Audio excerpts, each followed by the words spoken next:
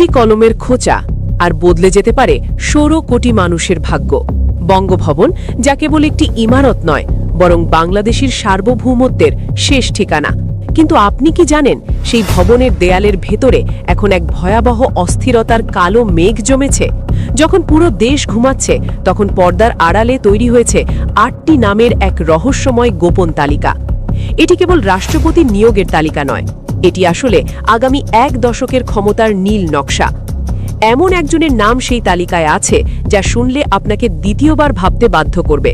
রাষ্ট্রপতি হওয়ার জন্য ডাক পেলেন ডক্টর ইউনূস। তারেক রহমানের সাথে ডক্টর ইউনূসের গোপন বৈঠক। বাংলাদেশের পরবর্তী রাষ্ট্রপতি নির্বাচিত হতে যাচ্ছেন ডক্টর মোহাম্মদ ইউনূস। প্রার্থী হিসেবে মনোনয়নপত্র জমা দিয়েছেন তিনি। সকাল 11টায় নিজে ইসিতে হাজির হয়ে মনোনয়ন জমা দেন। সেনাবাহিনীর শীর্ষ পর্যায়ে বড় রথ বদল। আসসালামু আলাইকুম দর্শক, অবশেষে সকল জল্পনা কল্পনার অবসান ঘটিয়ে নতুন রাষ্ট্রপতি ডক্টর ইউনূসকে নিয়ে মুখ খুললেন তারেক রহমান। রাজনৈতিক মাঠে তোলপাড় পরিস্থিতি। হঠাৎ কেন এই মন্তব্য? কি বার্তা দিলেন তিনি? ডক্টর ইউনূসের দায়িত্ব গ্রহণের পরই দেশ জুড়ে আলোচনা। এটা কি নতুন রাজনৈতিক সমীকরণের ইঙ্গিত? দর্শক, এই বিষয়ে বিস্তারিত দেখতে পারবেন এই ভিডিওতে, তাই 1 সেকেন্ডও না টেনে পুরো ভিডিওটি দেখবেন। চ্যানেলে নতুন হলে সাবস্ক্রাইব করে রাখবেন পরবর্তী আপডেট পাওয়ার জন্য। একটি লাইক করে দেখতে থাকুন সম্পূর্ণ ভিডিও। বর্তমান রাষ্ট্রপতি শাহাবুদ্দিন চুপ্পুর বিদায় কি তবে কোনো সুদূর প্রসারী ষড়যন্ত্রের অংশ? আজ নিউজ বিডি লাইভে আমরা উন্মোচন করছি সেই চরম রহস্য যা বঙ্গভবনের দেয়াল ছাপিয়ে এখন কেবল আমাদের হাতে। ভিডিওটি 1 সেকেন্ডের জন্যও মিস করবেন না, কারণ আজ পর্দা উন্মোচিত হবে সেই মাস্টারমাইন্ডদের। আমাদের ইনভেস্টিগেশনের শুরুটা হওয়া উচিত ছিল কোনো রাজনীতিককে দিয়ে, কিন্তু দাবার বোর্ডে সবচেয়ে বড় গুটিটি হল ডক্টর মোহাম্মদ ইউনূস। ২৪-এর গণ অভ্যুত্থানের সেই মহানায়ক, যিনি অন্তর্বর্তীকালীন সরকারের প্রধান হিসেবে দেশের হাল ধরেছিলেন। কিন্তু প্রশ্ন হচ্ছে, তিনি কি বঙ্গভবনের এই অলংকারিক সিংহাসনে বসতে রাজি হবেন? রাজনৈতিক বিশ্লেষকরা বলছেন এটি বিএনপির সবচেয়ে বড় ট্রাম্প কার্ড। ডক্টর ইউনূসকে রাষ্ট্রপতি করার পেছনে রয়েছে এক গভীর ভূ রাজনৈতিক সমীকরণ। আন্তর্জাতিক বিশ্বে বাংলাদেশের ভাবমূর্তি যখন সংকটে, তখন ইউনূসের মতো একজন ব্যক্তিত্বকে রাষ্ট্রপ্রধান করা মানে হল বিশ্ব অর্থনীতির চাবিকাঠি নিজের হাতে রাখা। বিএনপি জানে ইউনূস ফ্যাক্টর মানেই হল বিদেশি বিনিয়োগের জোয়ার। কিন্তু নোবেলজয়ী এই ব্যক্তিত্ব কি কেবলই রাবার স্ট্যাম্প রাষ্ট্রপতি হতে চাইবেন, নাকি দেশের ক্রান্তি লগ্নে তাকে আবারও কোনো বড় ত্যাগের জন্য প্রস্তুত করা হচ্ছে? এটি একটি ভয়াবহ মনস্তাত্ত্বিক খেলা, যার শেষ দৃশ্য এখনও লেখা হয়নি। পর্দার আড়ালে এই চক্রান্তে ইউনূসের সম্মতি আদায় করা কি তবে হিমালয় জয়ের চেয়েও কঠিন? রাজনীতির মাঠ যখন হেভিওয়েট পুরুষ নেতাদের দখলে, ঠিক তখন তারেক রহমানের ড্রয়িং রুমে আলোচিত হচ্ছে সম্পূর্ণ ভিন্ন এক নীল নকশা। ডক্টর জুবাইদা রহমান, হ্যাঁ, বাংলাদেশের ইতিহাসে প্রথমবার কোনো প্রধানমন্ত্রীর স্ত্রী কি হতে পারেন রাষ্ট্রপতি? এটি কেবল জল্পনা নয়, এটি হতে পারে বিএনপির পক্ষ থেকে বিরোধীদের জন্য এক চূড়ান্ত চেকমেট। জুবাইদা রহমানের ক্লিন ইমেজ এবং উচ্চশিক্ষা তাকে সাধারণ মানুষের কাছে এক অনন্য উচ্চতায় নিয়ে গেছে। যদি তাকে রাষ্ট্রপতির আসনে বসানো হয়, তবে রাজবংশের ধারাবাহিকতা যেমন বজায় থাকবে, তেমনি একবিংশ শতাব্দীর আধুনিক বাংলাদেশের এক শক্তিশালী বার্তা বিশ্ব দরবারে পৌঁছে যাবে। এটি কি কেবলই পারিবারিক রাজনীতি, নাকি এক সুগভীর কৌশলগত চাল? এই রহস্য উদ্ঘাটন করতে গিয়ে খোদ গোয়েন্দাদেরই এখন হিম হওয়ার অবস্থা। জুবাইদা কি পারবেন জিয়া পরিবারের হারানো গৌরব বঙ্গভবনের চূড়ায় উড়িয়ে দিতে?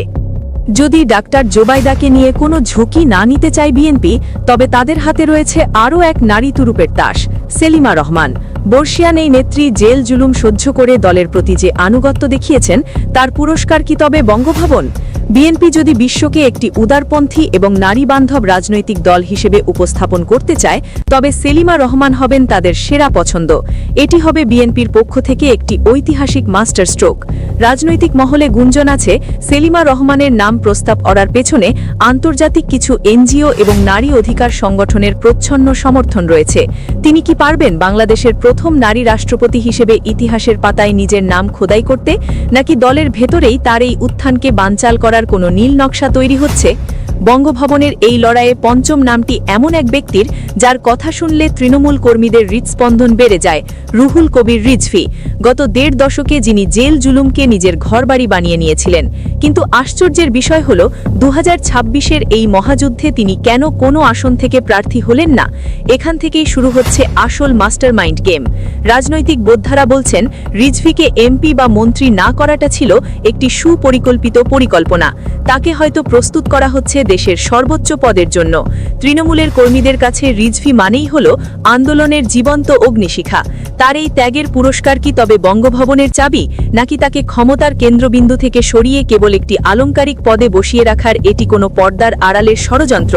এটি কি তার প্রতিদান, নাকি সুকৌশলে তাকে রাজনীতির মূল স্রোত থেকে বিচ্ছিন্ন করার এক ভয়াবহ কৌশল? প্রিয় দর্শক, ক্ষমতার এই অতল রহস্যের গভীরে যাওয়ার আগে সত্যের পক্ষে আমাদের এই লড়াইকে শক্তিশালী করতে এখনই সাবস্ক্রাইব করুন নিউজ বিডি লাইভ। আমাদের প্রতিটি ইনভেস্টিগেশন আপনাকে দেবে সেই খবর যা বাকিরা লুকানোর চেষ্টা করে। শ্রমিক রাজনীতি থেকে উঠে আসা প্রবীণ নেতা নজরুল ইসলাম খান, তার কথা বলার স্টাইল এবং অকাট্য যুক্তি তাকে সব মহলে গ্রহণযোগ্য করে তুলেছে। শোনা যাচ্ছে তাকে প্রধানমন্ত্রীর উপদেষ্টা করা হতে পারে, কিন্তু রাষ্ট্রপতির দৌড়ে তার নাম এখন শীর্ষ 3-এ। বেগম জিয়ার অত্যন্ত আস্থাভাজন এই নেতাকে নিয়ে বিএনপির একটি বড় অংশ দোটানায় আছে। তাকে কি বঙ্গভবনের মতো শান্ত জায়গায় পাঠানো ঠিক হবে, নাকি দলের ভেতরেই তার মেধার ব্যবহার করা হবে? নজরুল ইসলাম খানকে রাষ্ট্রপতি করা মানে হলো এক অভিজ্ঞ অভিভাবককে বঙ্গভবনের দায়িত্বে রাখা। কিন্তু এই পদের পেছনে লুকিয়ে থাকা অনিশ্চয়তা কি নজরুল ইসলাম খান গ্রহণ করবেন? খন্দকার মোশাররফ হোসেন, বিএনপির রাজনীতির সেই বটবৃক্ষ যার অভিজ্ঞতার ঝুলি ঈর্ষণীয়।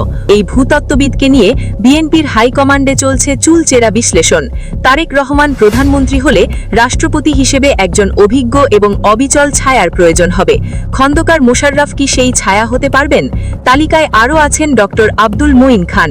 তার ভদ্রচিত আচরণ এবং কূটনীতিকদের সাথে চমৎকার সম্পর্ক তাকে এই পদের জন্য একজন শক্তিশালী প্রতিযোগী করে তুলেছে। কিন্তু রাজনীতির চোরাবালিতে অভিজ্ঞতাই কি সব?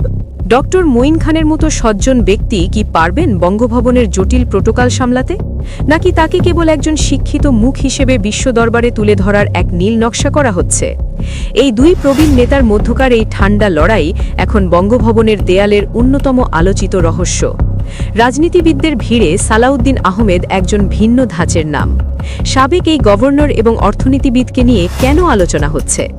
বিএনপি এবার সম্ভবত কোনো সরাসরি রাজনৈতিক নেতাকে রাষ্ট্রপতি করার ঝুঁকি নিতে চায় না, কারণ অতীত ইতিহাস বলে রাজনৈতিক রাষ্ট্রপতিরা অনেক সময় সংকটকালে দলের বিরুদ্ধে অবস্থান নিয়েছেন। সালাউদ্দিন আহমেদের মতো একজন সুশীল এবং বিজ্ঞ আমলাকে বঙ্গভবন। প্রিয় দর্শক, সম্পূর্ণ ভিডিওটি দেখলেন, অবশ্যই বুঝতে পেরেছেন ভিডিওটি গুরুত্বপূর্ণ ছিল। দর্শক, আপনারা জানেন বর্তমানে দেশের রাজনৈতিক পরিস্থিতি ভয়াবহ, কেননা ডক্টর ইউনূসকে নতুন রাষ্ট্রপতির দায়িত্ব দেওয়ায় রাজনৈতিক অঙ্গনে চলছে নানান আলোচনা। অন্যদিকে তারেক রহমানের বক্তব্যে যেন আগুনে ঘি ঢেলে দেওয়ার মতো। তিনি এমন কিছু বার্তা দিয়েছেন যা অনেকেই দেখেছেন ভবিষ্যৎ রাজনীতির ইঙ্গিত হিসেবে। এখন প্রশ্ন একটাই, এটা কি কৌশলী সমর্থন নাকি ভিন্ন কোনো রাজনৈতিক চাপ? দর্শক, এ বিষয়ে আপনাদের কি মতামত তা অবশ্যই কমেন্টে জানাবেন, এবং পরবর্তী আপডেট ভিডিওগুলো সবার আগে পেতে চ্যানেলটিকে এখনই সাবস্ক্রাইব করে রাখুন। এই মুহূর্তে বিদায় নিচ্ছি, দেখা হবে পরবর্তী কোনো ভিডিওতে। সে পর্যন্ত ভালো থাকুন, সুস্থ থাকুন। আসসালামু আলাইকুম।